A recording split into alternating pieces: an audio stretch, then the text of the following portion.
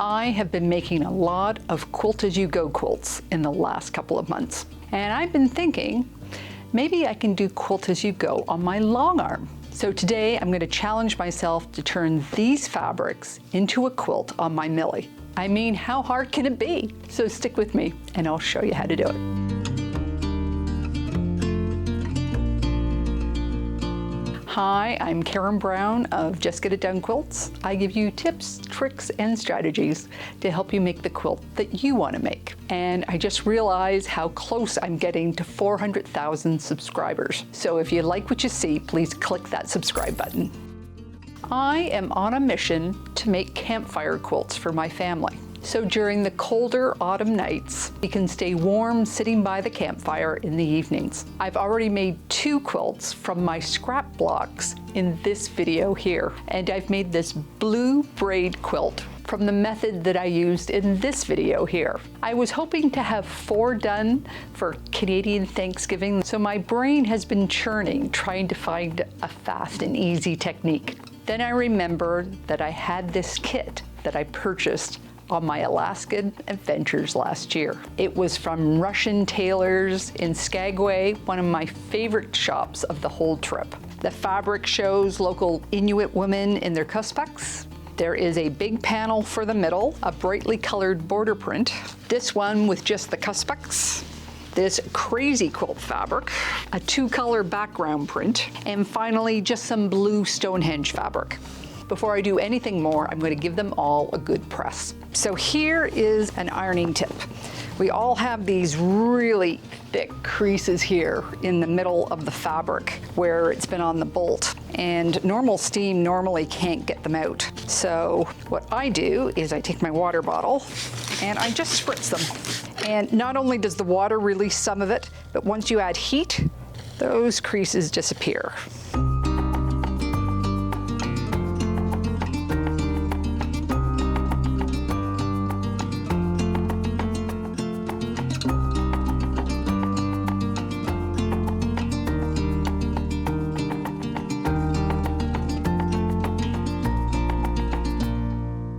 So this is the original pattern that I received with the kit. Unfortunately, the larger quilt is 72 inches wide and I only want 60. So I'm going to realign what my borders are going to be. First, I'm going to do a very narrow blue border against the center panel. I'm going to just do a 4-inch strip of the crazy quilt fabric. Then I'm going to do another 1-inch strip of the blue. Then I'm going to do the beautiful white one with the kuspaks in it. So I'm only going to use 3 inches. Then I'm going to do a 1-inch seam of the red, and then I'm going to use this beautiful border. And I lay it out on my cutting board in the sizes that I'm going to use just to be sure that I like the layout. I could actually turn this around, which I think I might try, because I want the heads of the women and children to be going forward. So then I'll have a narrow piece of the hearts next to the red. That'll draw it really nicely to here, and then I'll have these flying geese on the outside. Now I just need to cut these into strips.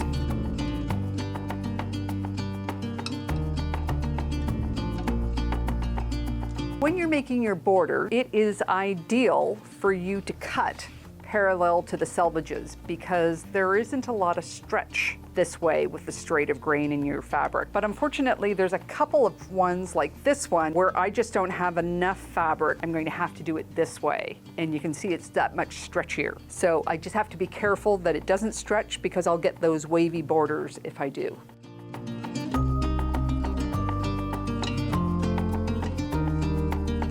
When you're cutting into fabric for borders, you need to check for direction. At first, I didn't think this was a directional cut, but when I cut the fabric, I could see that the kuspaks were all in a line. So I fussy cut all these borders so that the kuspaks were dead center of the cut.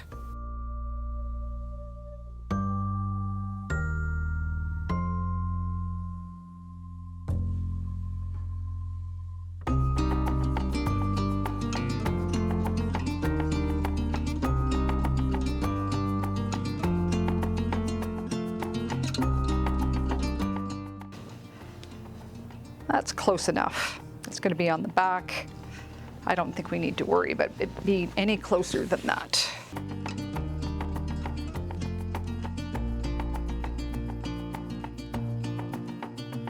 So Karen from the future here, jumping in. Did I know at this point how challenging this quilt would be?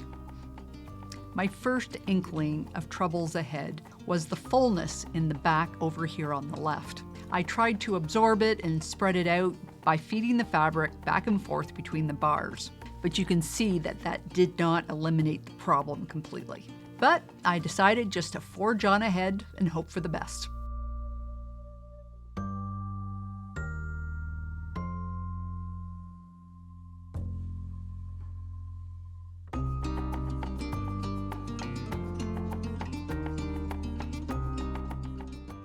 Of the back will go the central panel, and panels are notoriously off grain. So not only do I trim it up, I measure it several times in several places to make sure it's square. So the plan is to use my channel locks to make my seams straight. I have one horizontal and one vertical.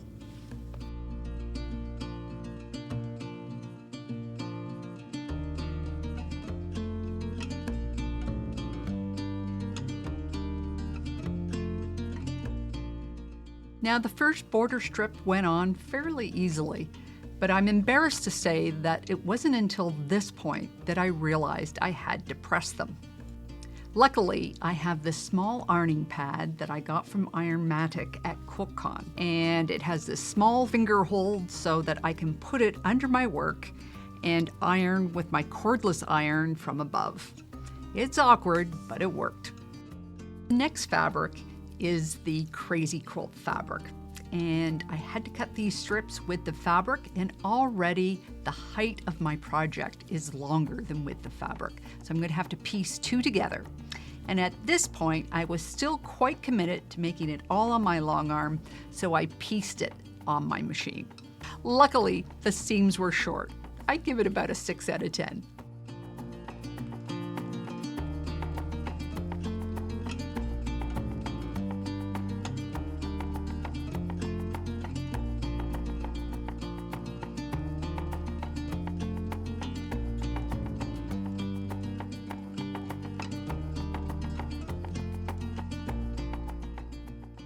So by the time I put the second blue border on, you can see these crinkles in the middle pattern. But I wasn't too concerned. I was pretty sure that I could quilt those out at the end.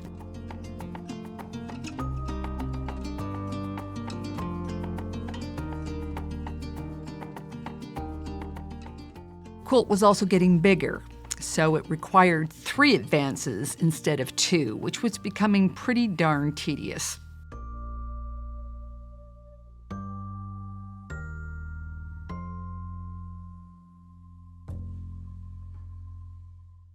And by the time I made it to the red border, even though it's not very clear here, my seams were no longer lying straight. I often had to test drive a line just to be sure it was capturing a full seam allowance. And unfortunately, in the end, I missed it several times and had to do the seam again. But it was this last border that gave me the most grief.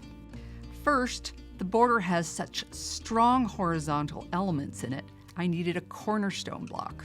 At this point, I gave up totally my idea of making it entirely on the long arm, as there's no way I could have done a decent straight seam on the diagonal for these HSTs. I also decided to assemble it like this, so I only had to match up one side seam.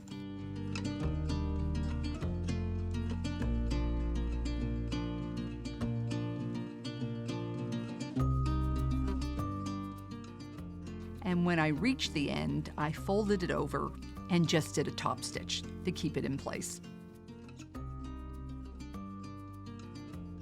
Things really got messy. First, my sides were not lying flat, and this is because of all that back and forth motion between the bars, distorting them. But the worst part was discovering that my back was too short. Remember in this video here, I said that your back needed to be at least 8 inches wider and taller than your top? And I must have just measured it wrong because I was over 4 inches short. And I had to go through the tedious process of adding to the back. And not just one time, but 2 times to add more fabric.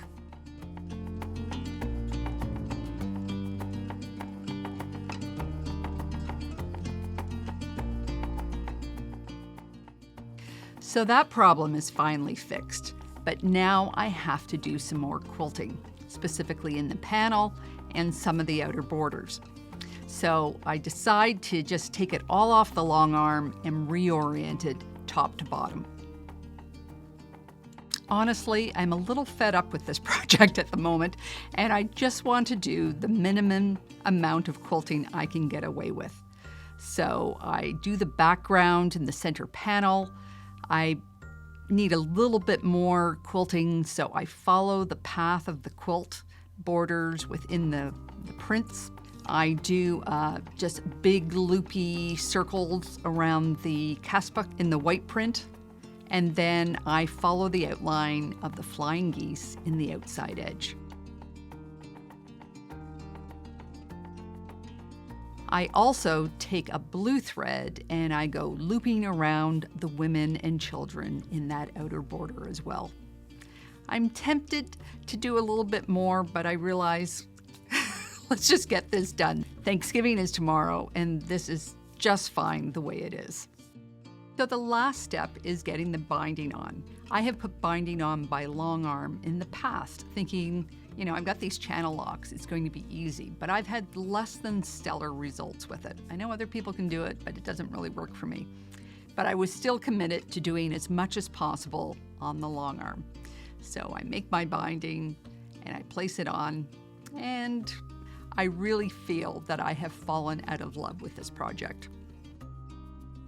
Thanksgiving turns out to be a lovely day with my family, doing our traditional apple picking and of course the food, but the evening is filled with rain, so there's no sitting outside by the campfire, which is just as well because I've just not had the time to hand sew this binding. I haul it back to the city. So it has been sitting on my workbench for the past week. The project has not gone the way I planned. 1, I was hoping for it to be fast. 2, I was hoping that it would be easy. And 3, I thought I would be pleased with the results. And none of those things have happened. And I'm very tempted just to tear out all the binding and start again. But I finally summon up the energy just to machine bind that quilt. So I get out my sewing machine, spend 30 minutes making one of the worst bindings I have ever made. But the funny thing is, so much is forgiven once that binding is on. It never disappoints.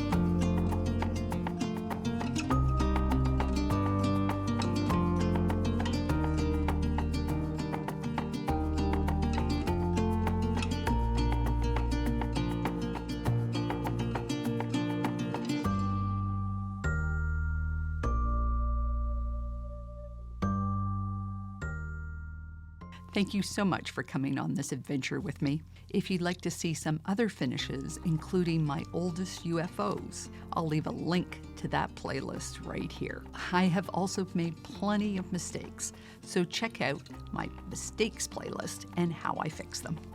Take care, and I'll see you next time.